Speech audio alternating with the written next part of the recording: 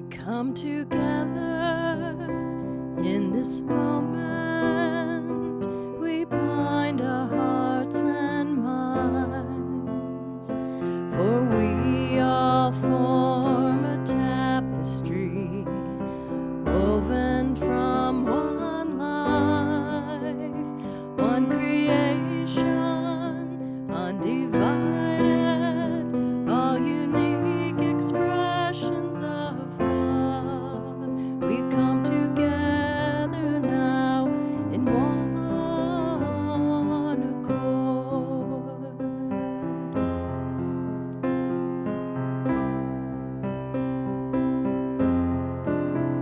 We come together in this moment.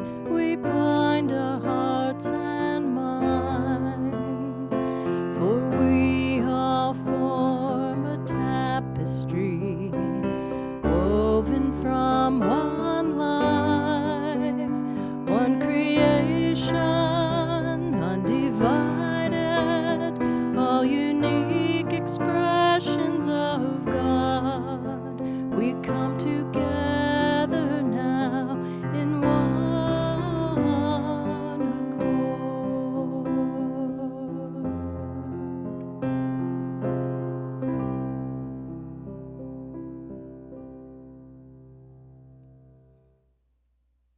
Thank you, Janine. And so let's just take a moment with those words.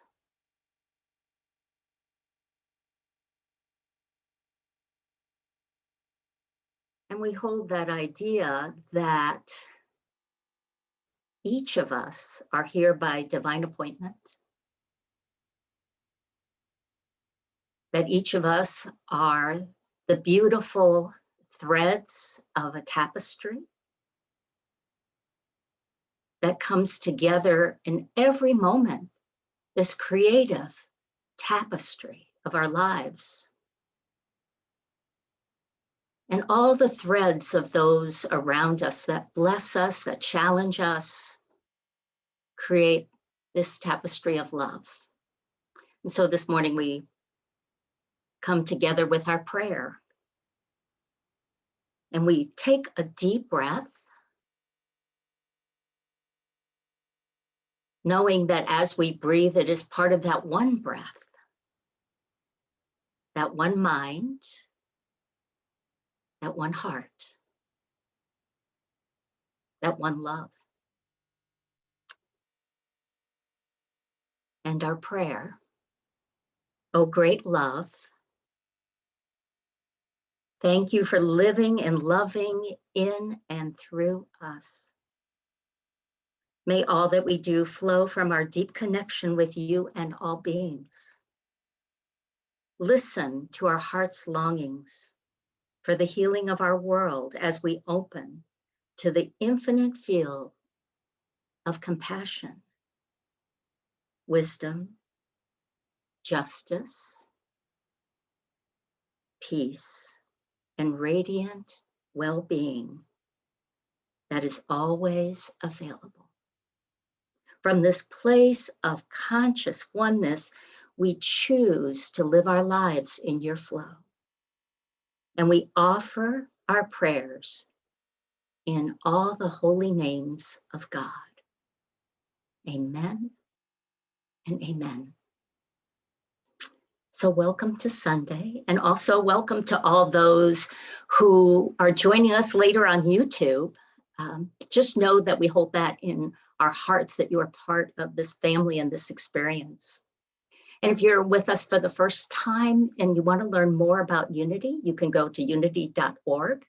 And if you'd like to learn more about Unity of Chautauqua, you can go to unitychq.org.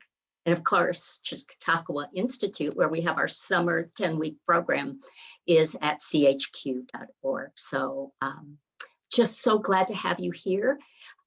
If you'd like to sign up for our email and you go to our website, you can do that and get notice about this, as well as we're having a Wednesday evening discussion group, and we'll go over some of the ideas and go deep with them. And that's at 6:30. The exact same information is on our website. You can get it by signing up on our website and then getting the code to get into a Zoom session. So we hope you'll join us for that as well. And what I'd like to do now is invite Janine to sing us into, as we begin this February and we begin embracing conflict, which has been our series, which is really a challenging series, especially in this time, and creating peace. I think that over the last month, we are going to get to talk about that challenge. So Janine, would you sing us into as we share? Okay. This is Love is My Decision, Daniel Nemad.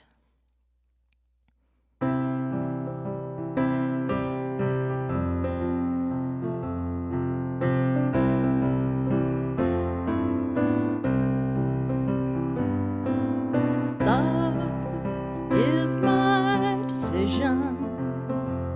It's up to me to give of my heart.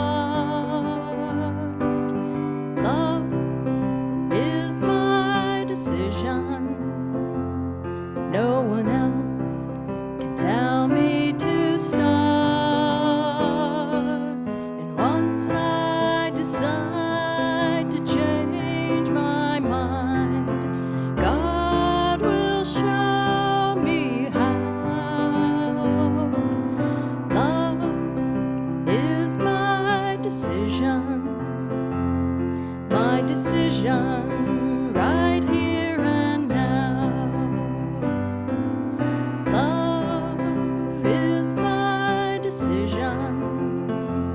It's up to me to stand on that bridge. Love is my decision.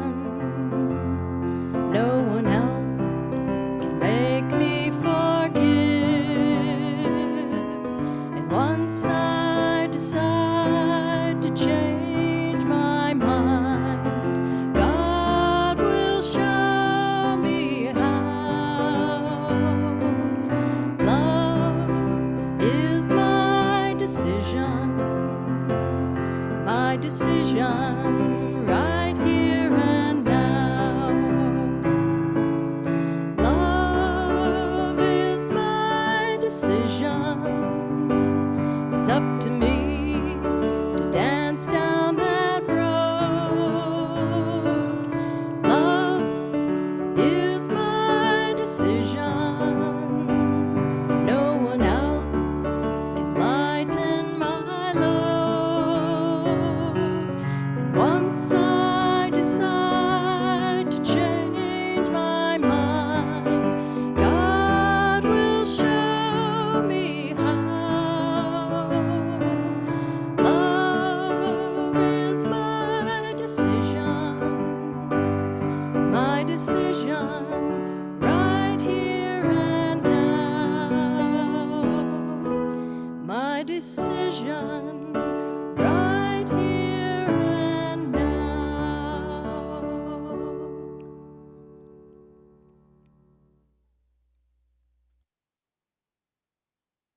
Thank you, Janine.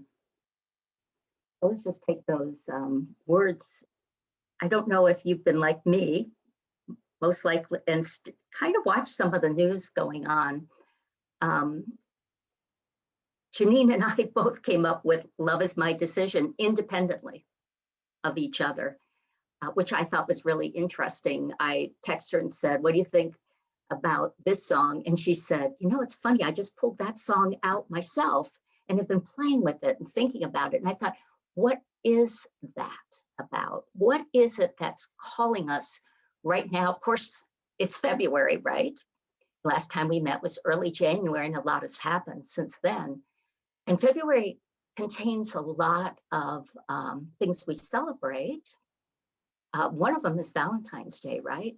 And it's kind of a romantic love, but I'm thinking that this year, how important it is to make a decision that with all the things that are happening, that are calling us right now with our country and perhaps in your personal lives, that we sit and hold this center place in which love is the thing that forms our ideas of how to respond. And so, Dr. Martin Luther King, we celebrated his birthday in January. And of course, this is Black History Month as well as Valentine's. So there are all these things calling us that make us think about what is that legacy. And there was a columnist in the Tampa Bay Times, and his name is Ebo Patel. And he is an interfaith, has an interfaith organization as well as written a book. And he wrote this column, and I'd like to share it with you in the Tampa Bay Times because it really gave me a lot of thought. And he wrote this, and it came out on Dr. Martin Luther King's day. And he said this, the title of it was, "What Martin Luther King Taught Us About Embracing Our Enemies." Isn't that amazing? Here we're talking about embracing conflict and creating peace. And so Mr. Patel writes this: this year's celebration of Martin Luther King Jr. Day came less than 2 weeks after a violent white mob inspired by entrenched racism and dressed up as in Christian symbolism attacked American democracy, leaving 5 people dead. As a Black Christian minister leading a nonviolent movement for civil rights, Martin Luther King Jr. came to know such mobs well. He faced them as he traveled through the American South.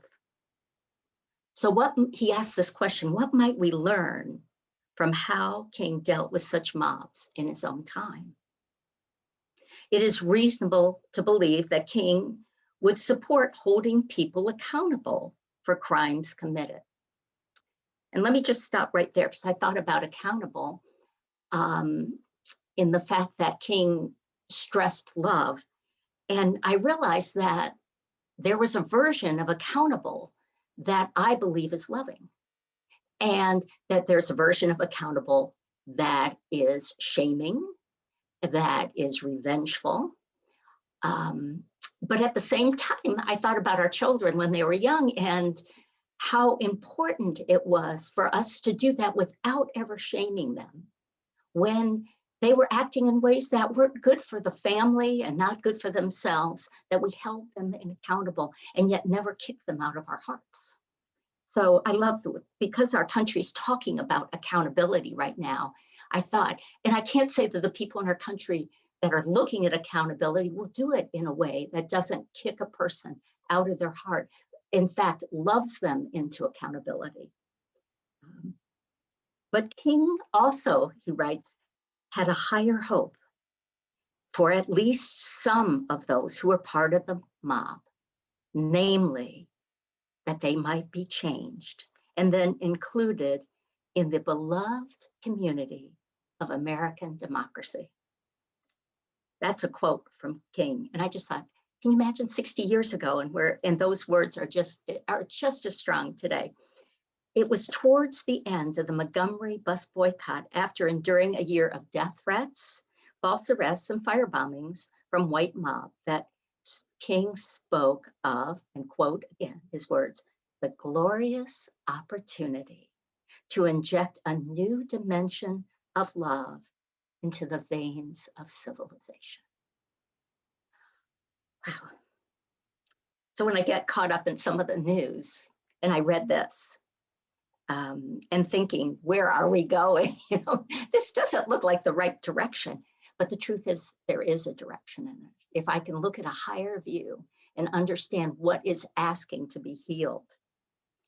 So on goes the article. It was precisely when others had shown themselves at their worst that it was most important for righteous people to, quote, again, King, love your enemies, bless them that curse you, pray for them that despicably use you. And then he continued, quote, this is the time for reconciliation. This is the time for redemption. This is the time to build the beloved community. So that's our opportunity, is in our small little ways, in our small little groups, from the clerk we meet to, there's a chance that in some way that we cannot kick people out of our hearts the way the king did. So on goes the article. Let us be clear about how remarkable this is. Some of the people he was advocating for had attempted to burn King's house down, seriously endangering his wife and new baby. And still King believed they could change and be included in the beloved community of American democracy. In 1966, while leading a march for fair housing in Chicago, King was faced with a similar mob, and he reacted in much the same way. The several hundred peaceful demonstrators he led through the park, it's Marquette Park neighborhood, were met by a crowd of thousands of people, mostly white, frothing with hate. They screamed racial epithets at him. He kept marching. They threw rocks and bottles. One hit him in the head. He went down on his knees, wiped blood away, got up, kept marching. Out of the corner of his eye, he saw a group of teenagers jeering at him. Somehow, King escaped his security detail, walked up to them, and said something to this effect, quote, "You are all so smart and good looking. Why would you want to stoop so low?" Why would King compliment people who hurled slurs and rocks at him? Why would he speak of reconciling with people who firebombed his house and endangered his family? King truly believed that all of us are created in the image of God, and that love is at the center of the gospel, and that it is, quote, "the only force capable of changing an enemy into a friend." It was actually an ethic that King admired across faiths. King's hero, Gandhi, called his Hindu-based nonviolent movement to free India from the British colonial rule as satyagraha, or love force. I've been taking that word this week and sitting with it. What does that mean to live and allow within me a love force to be my guiding principle? In addition to his spiritual commitment to use love to turn enemies into friends, King was working on a deeply pragmatic strategy. He understood the profound truth about democracy. We have to live with the people you defeat. Moreover, they have the same power of citizenship as you do. They can hold rallies to promote their views, raise money for favorite causes, and run candidates for office. Even if they go to jail for committing crimes, they get out at some point. And so you have a stake in them being better than their worst selves. You have a stake in them going through a positive change. King believed that people change when they're reminded of their God-given potential for both greatness and goodness.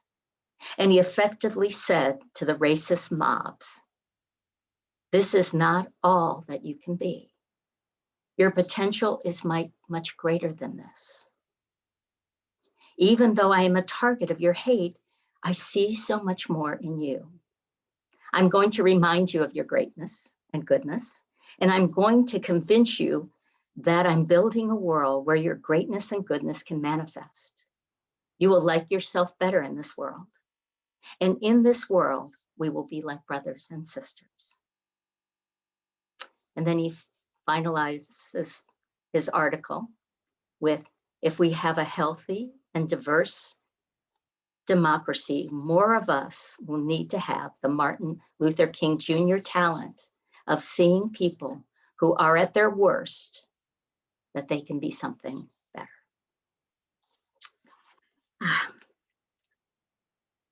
So I apply this article not only to other people, but to myself. Because I think there's two sides of this equation, that when I become judgmental and feel that something is against me, which I have in the last month at times, then I work my way back out to love. And I feel like it's a natural process. And I would bet, and I can't prove this, but I would bet that King at times was angry and was discouraged, and that he had to work his way back to not closing his heart to those who represented everything that he was trying to change in the world. And for me, it's important to honor the fact that anger is a catalyst.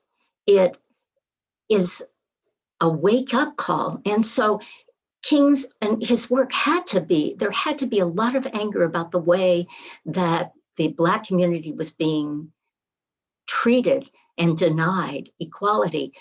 And so how do you turn that? And his answer was that anger lights your fire, but love heals. Love is the only thing that transforms this. And so we're called, I believe, in this moment to be filled with compassion. And yet that compassion has to be for our own anger and for our own frustration. And sometimes the rabbit hole I go down into, wishing certain groups would just disappear. That's not going to work. Shaming them is not going to work. And the intent to punish them is not going to work.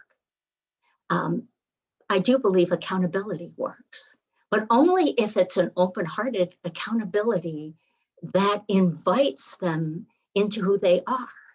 And it seems to me that we have this that every soul,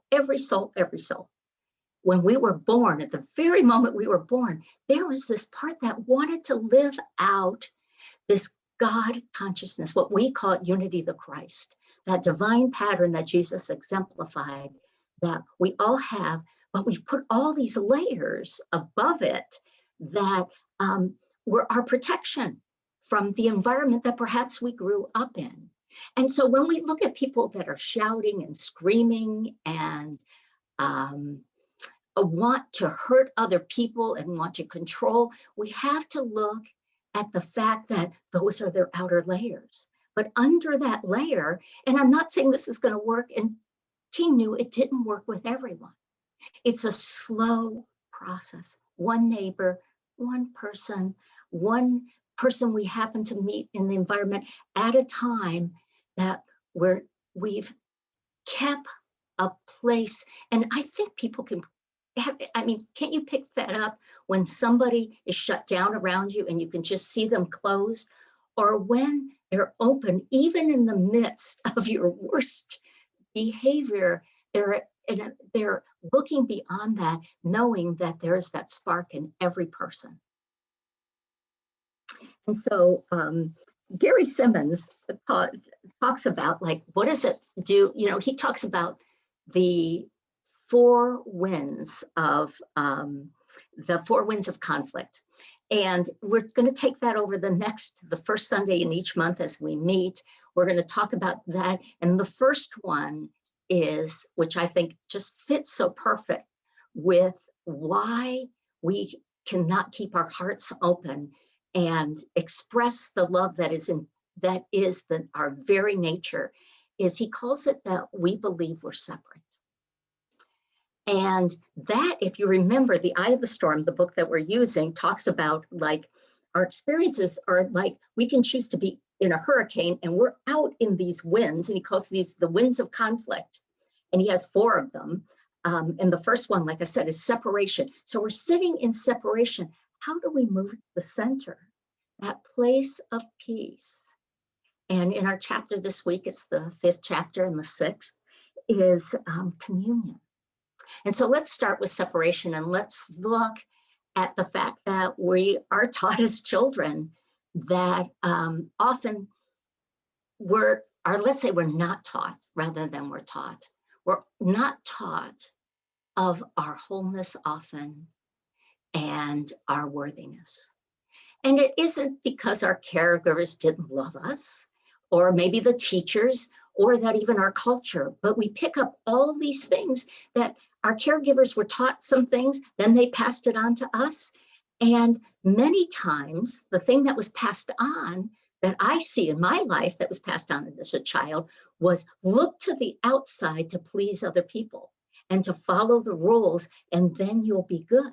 And when you're a little kid, think about it. When you're a little kid and there are these big adults and you depend on them feeding you and caring for you, you're going to start becoming very aware of the outside world and how to keep yourself safe in that world. And so some of the ways, and gosh, you can see this in a child, there's this delightful openness to and wonder and things, and it starts shutting down as we start following the rules and not questioning and wanting to please these other people. So we're not disruptive or outspoken or all the other things that we're told. And so this starts being hidden inside, but it never goes away. As I'm sure all of you know, that it will sneak sideways. And if we're not living it, if we've taken the words of other people for sometimes their convenience, sometimes because they believe it's their version of loving us, that will make us safe by going out in the world, by not offending anyone, that this unique energy, this wildness, as I'm trying to think of his name, there's a poet that said, where has my childhood wildness disappeared? Where has that part? And if you think back to the times you were most open, it was there. And then it slowly got shut down. And if it got shut down a lot, we even become codependent. And codependence, the idea that Gary points out in our book, I Have the Storm, is that codependence is the idea that we're kind of like walking on eggshells, looking around to feel things out so that we can not upset anything. And if that doesn't work, then we start manipulating. That's another reaction we can have to feeling powerless and not feeling safe, not knowing that we're whole, including our darkest times, our anger, as well as our joy. All of it, we're whole and we're worthy. And so are, by the way, the people in the mob that we saw on January 6th. Whether they're showing it or not, they are whole and worthy. If we just take away our layers first,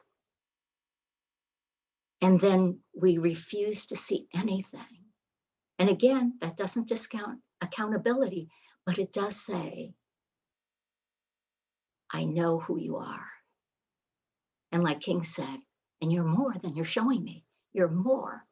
At Chautauqua a couple of years ago, Father Greg Boyle is a priest who works in Los Angeles with gang members.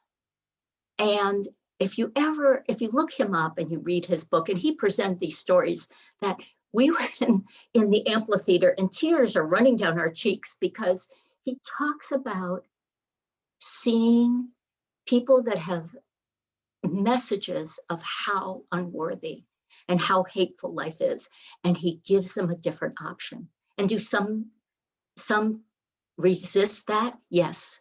And he buries them. They have gang fights, and he talks about the pain of burying some, but there are some that decide that the message they've been given isn't who they are.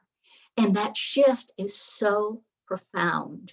And just knowing that, if at the end of my life I could say that I was better at seeing people, just a few people, my family, some friends, seeing who they were, and they caught the vision too.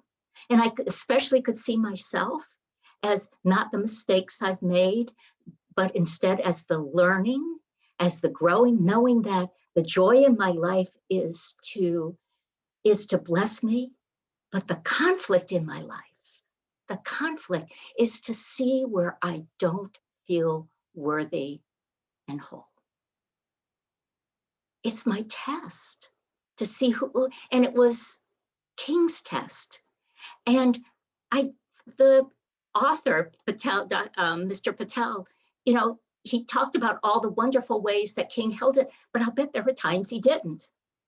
And he had to work at it, and he was on his knees and he was praying about it and asking God for him not to focus on the threat, but on what is it I've come here to be?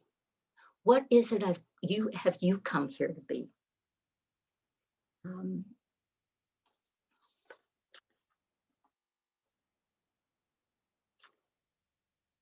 So I want to read you something from Marianne Williamson. And, our understanding that we're separate, she had an answer, and this is in a book called The Age of Miracles. And it answers this question about it.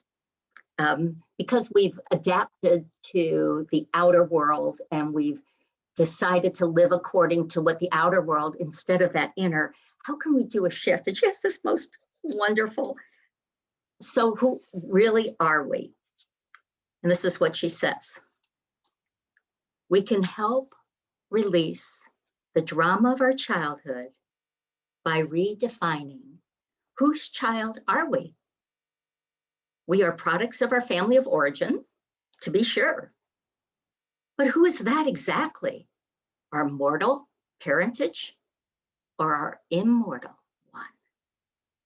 It's an important issue because we inherit the riches of whoever we think sourced us. I'm going to say that again. It is important because we inherit the riches of whomever we think sourced us. We might have inherited limitation and fear from our mortal parents, but we inherited miracles from the love of God. Our worldly parents might have been wonderful people, or they might have been scoundrels. But the larger point is, they are not who created us. Superman was only raised by those nice people in Kansas. As long as we think our biological parents fundamentally sourced us, we'll feel the need to distance ourselves from them because on some level we know it's not true.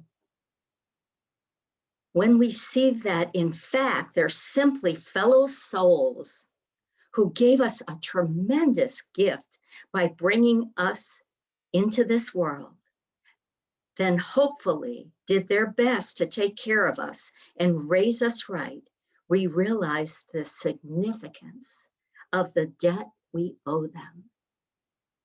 Understanding that God is our true father, mother, and all humanity are brothers and sisters, counterintuitively delivers us to a more, not less, respectful attitude toward our biological family. Knowing more deeply who they are in our lives and who they aren't frees us to love them more.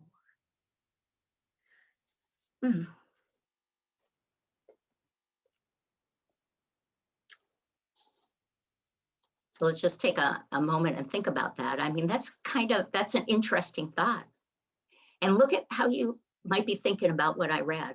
Is that a challenge to believe that, as Cahill Gibran says, that we're not of our parents, we just come through them. We're the living arrows, that they are the bow. And so he tells us that not to not to give them our thoughts. They have their own thoughts. I've lived by that poem and worked at it. And you know what the thing is I have to keep going back to it because there are parts, I don't know about you, but if you have children, there are parts you just want to control and tell them what to do. And I have to keep going back to that idea. My daughter is sourced from a different source. And mine is to support, to listen, to allow her to reflect who she is, but also to trust that that divine wisdom, which might not come in my time the way I want it to show up, but that the more I hold that for her, and I actually on my dresser, I have a little symbol for her that I keep, this beautiful little dragonfly that's all sparkly. And when I look at it, I hold this idea that she's got it. She has got what it takes, that she is God's child first. And I've been in charge of birthing her and providing the possibilities for her to discover that for herself. And we're still on the journey. I'm still on the journey of discovering it for myself.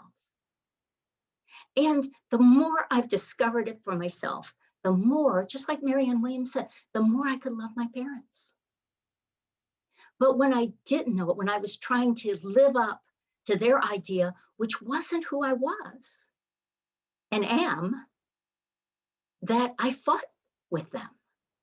But the minute that I found my own worth, and it slips and it comes back, my own worthiness, my own wholeness, they just became the greatest gift. And so I'm hoping I'm becoming that greatest gift for our daughter. And that I can do it in some way right now for our country. That what I know about working in families and holding that place for a family, which is easier in some ways than holding it for a stranger, because the truth is every stranger has a story and we don't know what that story is.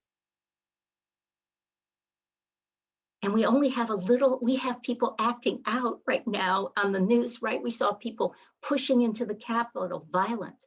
But if we knew their story, we might weep with them and hold their hands. We might understand that something hurts so bad, even when it's not based on the truth. It doesn't have to be based on the truth.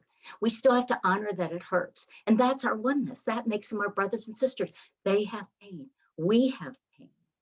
And Gary Simmons talks about to move to this place of separation, to othering them, to saying that it's toxic othering. You know, they're the other, they're the problem. To push that out is just creates more and more of it, because they're going to have to push back, because their soul knows there's something underneath their anger.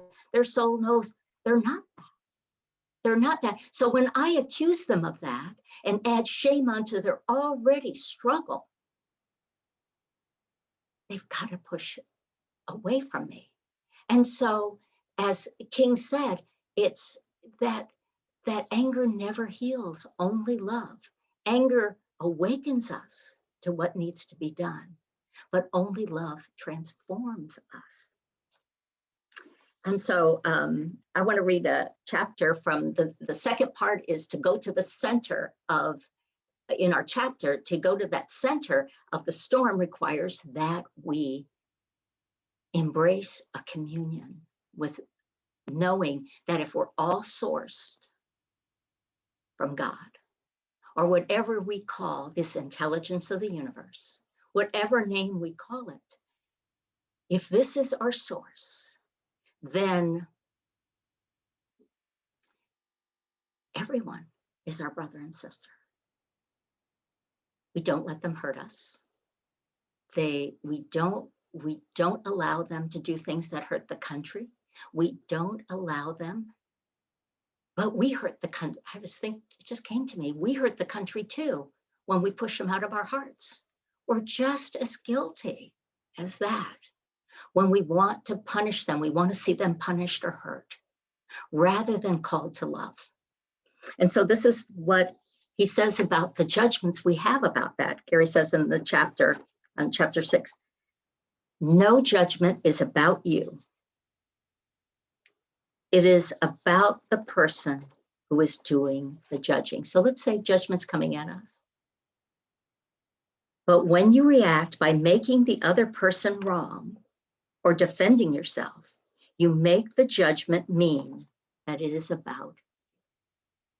So there's some things flowing around in our country right now that people are calling names on different side, and people are getting mad and fighting back non-productively. So if it's about us, what does that mean? It's not about us, but it becomes us. It's like a hot potato. Somebody throws it and you decide to catch it.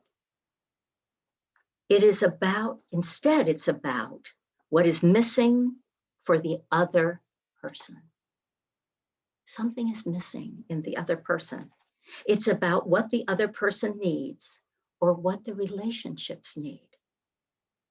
We can apply that in our family and our country too. There are people that feel left out. And you might say, well, but they're feeling left out because they believe in these lies that aren't true. But they still believe it and they're still hurting. And they only can be lovingly brought back. And most likely I believe in some of those lies too.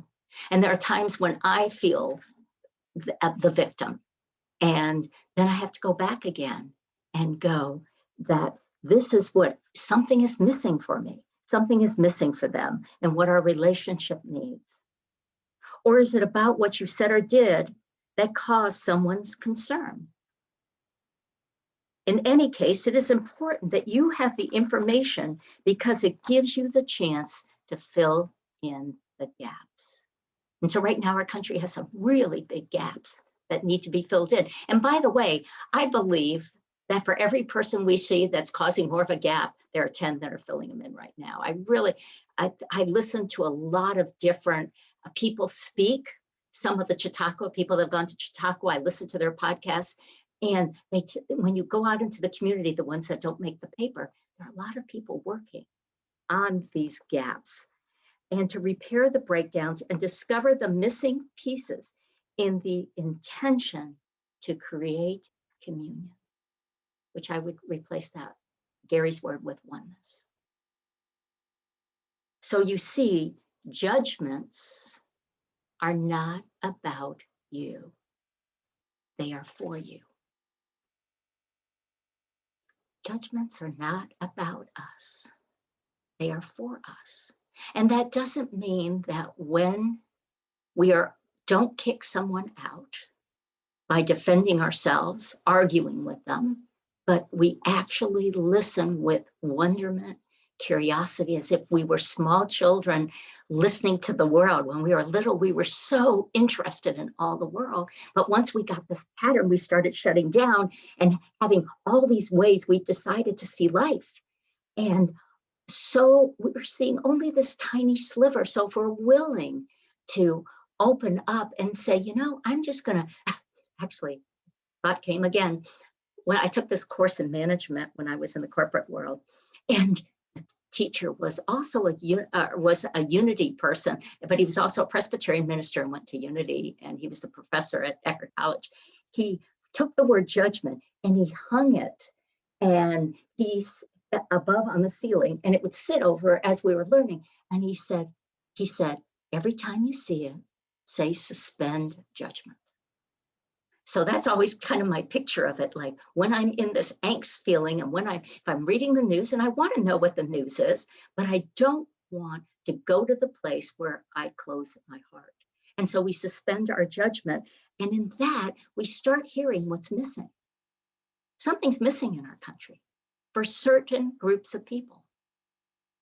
And for some, like I said, they're not going to be pulled in by love right now. At least not maybe right now.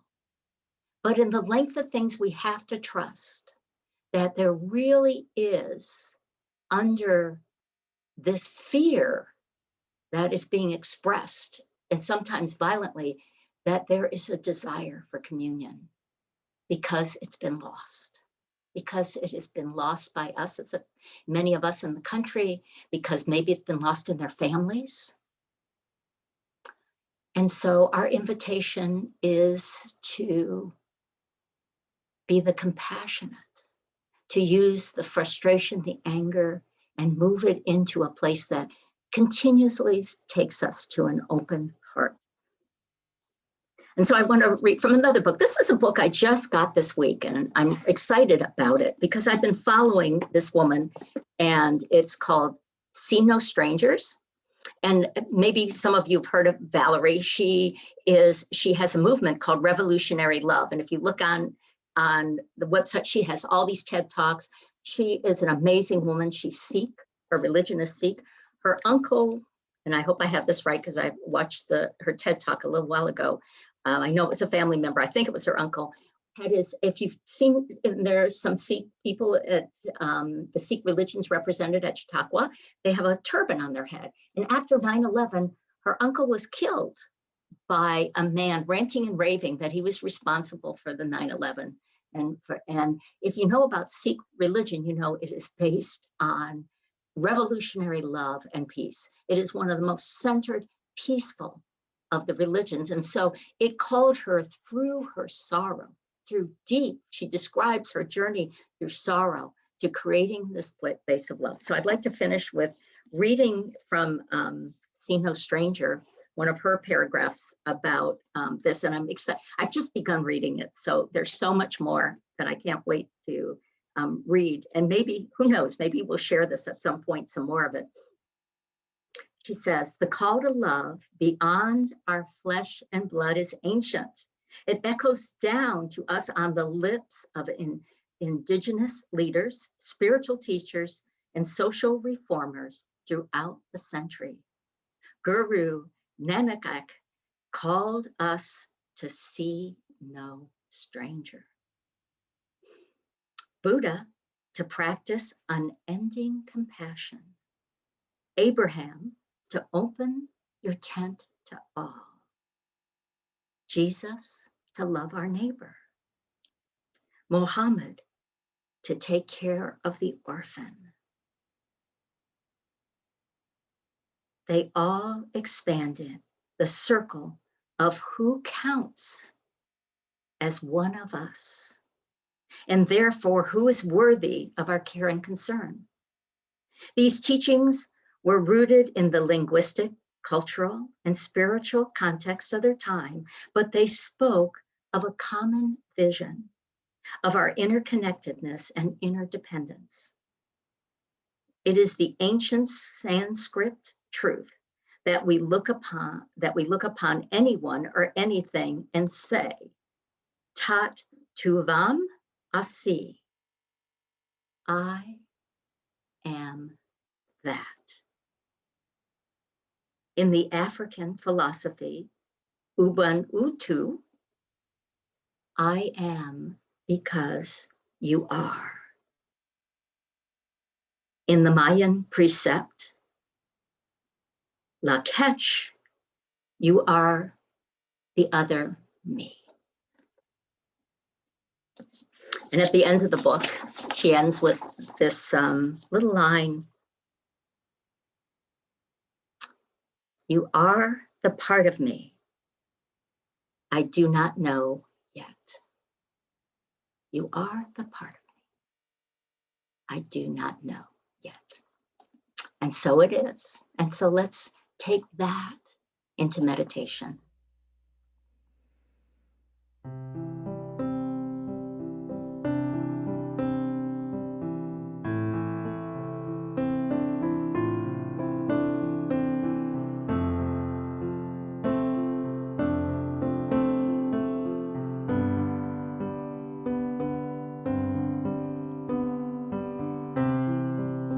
You can relax now.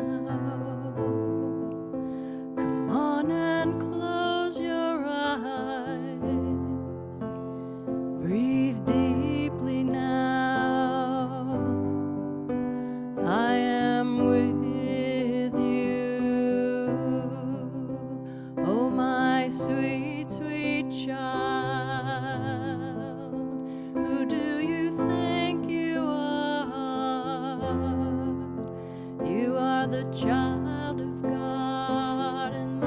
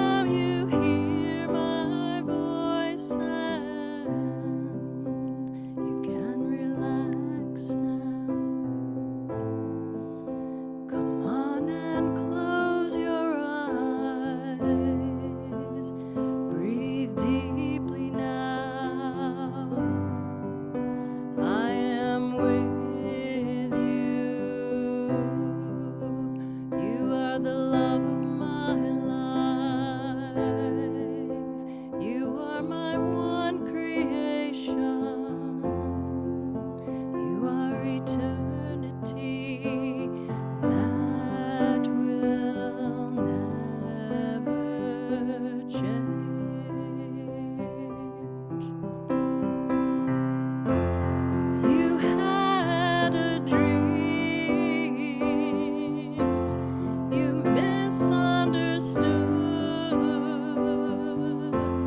You thought we were separate, but now you hear my voice and you can relax now. Come on and close your eyes. Breathe deeply now. I am with you. You are the love of my life. You are my one creation. You are eternity, and that will never change.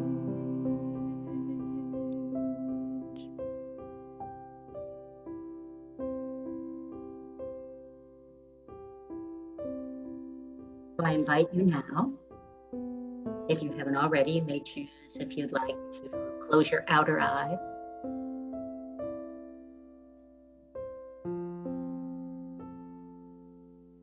And breathe deeply as Janine invited us to breathe deeply into this moment.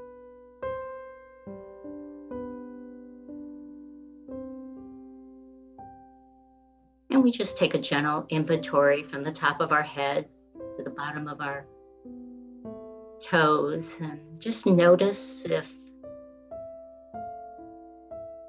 you're holding any tension.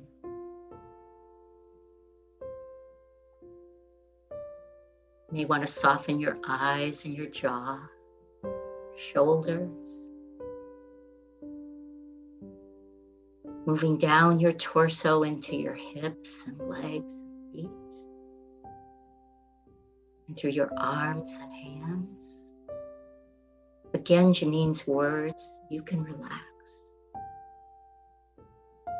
You don't have to hold so tightly, so fearfully to the world. Our bodies tell us the truth. We can feel it, and so if we forget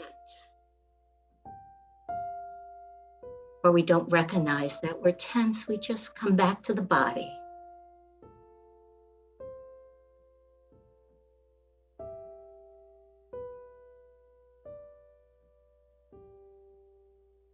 We allow that voice of God to move in and through us, relaxing us deeply.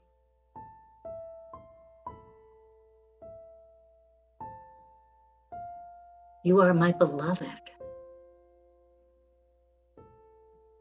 and that will never change.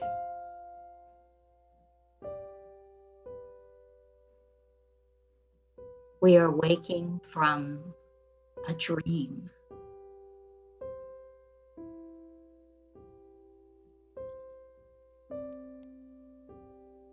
A dream that there is all this against us, and yet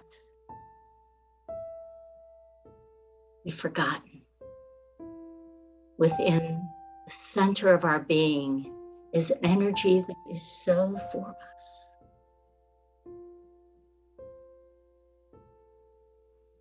An energy that, when released, gently and lovingly guides us, inspires us, reminds us.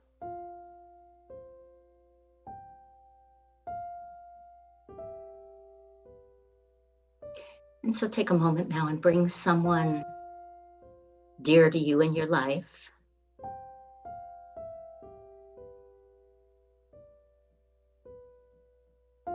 Send these words from this place of knowing the truth that you are God's beloved.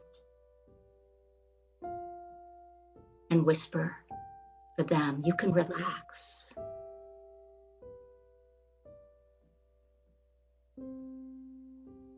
You are God's beloved.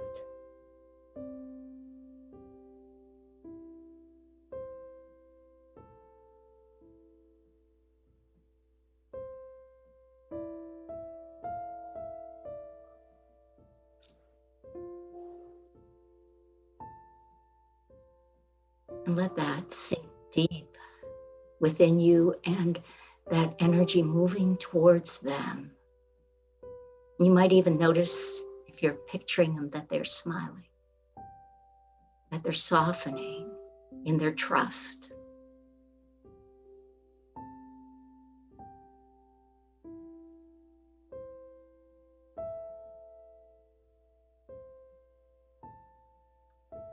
You are God's beloved, and that will never change.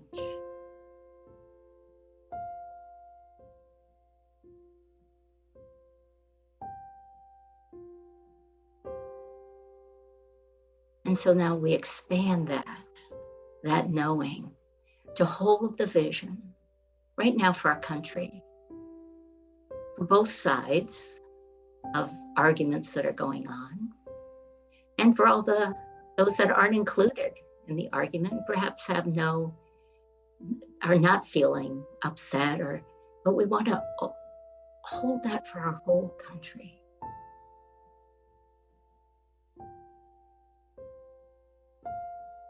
For our brothers and sisters.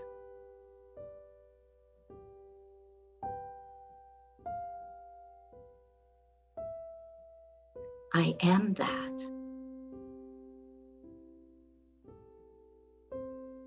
I am your sister, your brother. We've come from that same source.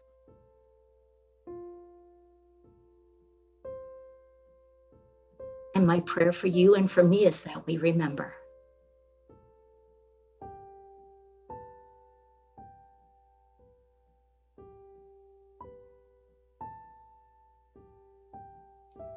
And let's expand that now to our entire world.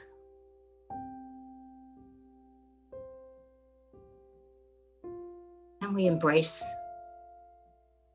all the peoples, the diversity. Understanding that our very diversity makes the tapestry of our life and our world so beautiful, that the threads that are woven would be incomplete with each person.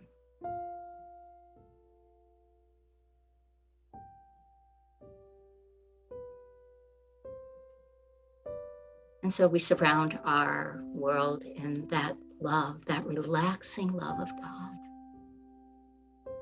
that acknowledges that whatever their belief, their background,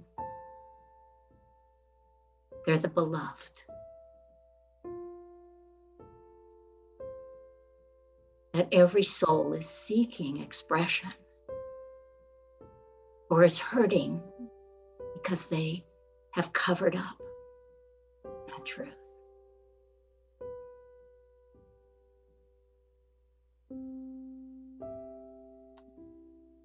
We can relax now.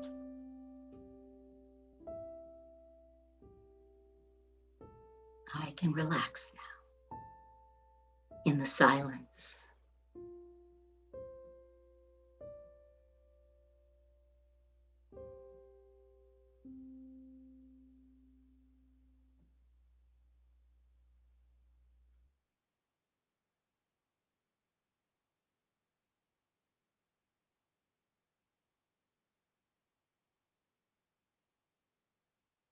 And so another breath.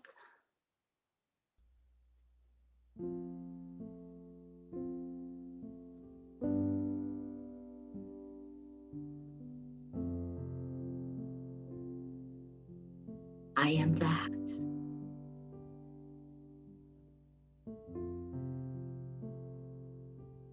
I am one.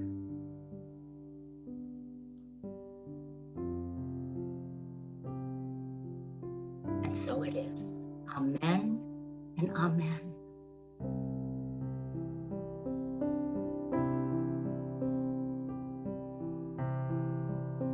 You are the face of God. I hold you in my heart. You are a part of me.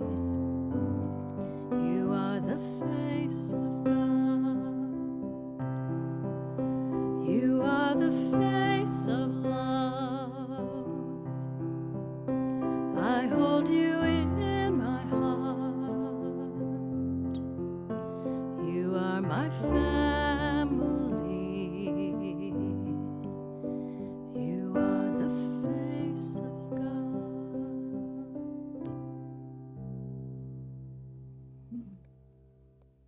Thank you, Janine. So, again, from Valerie Kerr, you are the part of me that I do not know yet. So blessings on this journey together. I'm so grateful for all of you that join and have created this community to support each other as we remember who we are. And so now is our time that we do our offering. And I just want to say thank you that there are so many people that have sent us in and are sustaining us, because we're beginning now to pay for the minister's housing and the things that are going to happen this summer. So you don't know how much your gifts mean. And they're going to mean to the ministers that come and are going to have a Chautauqua experience this summer. And I hope that wherever you are, that you will include that either this summer or next. And feel free to email if you're getting our email me back and ask if there's details, if you want to figure out how to be part of the summer. So now we're going to, I want to say our offertory blessing.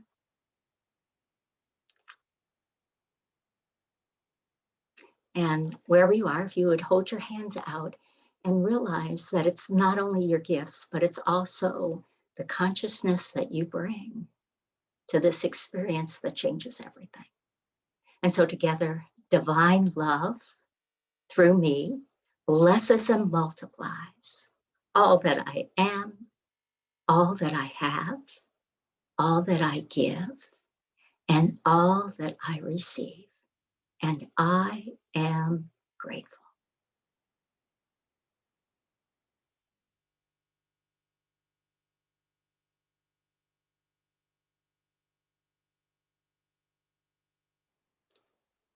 Oop.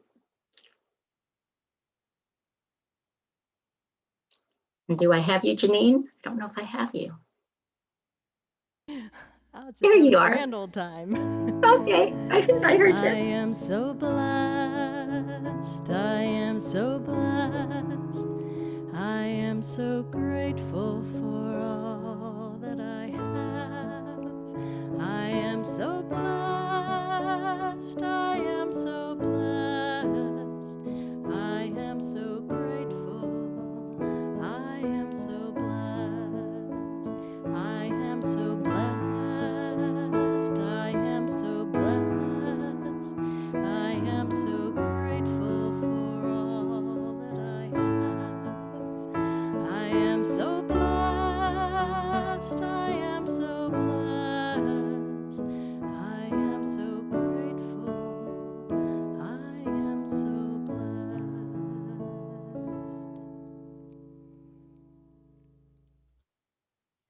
So right now I'm holding our earth, and we're in meditation, and we were holding that, that this is our family.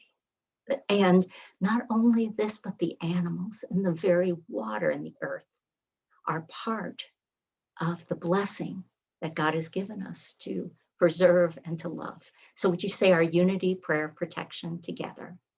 The light of God surrounds us. The love of God enfolds us.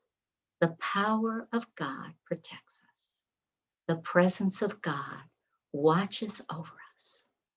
Wherever we are, God is, and all is well. And so it is. Amen and amen. I'm so grateful for you joining us.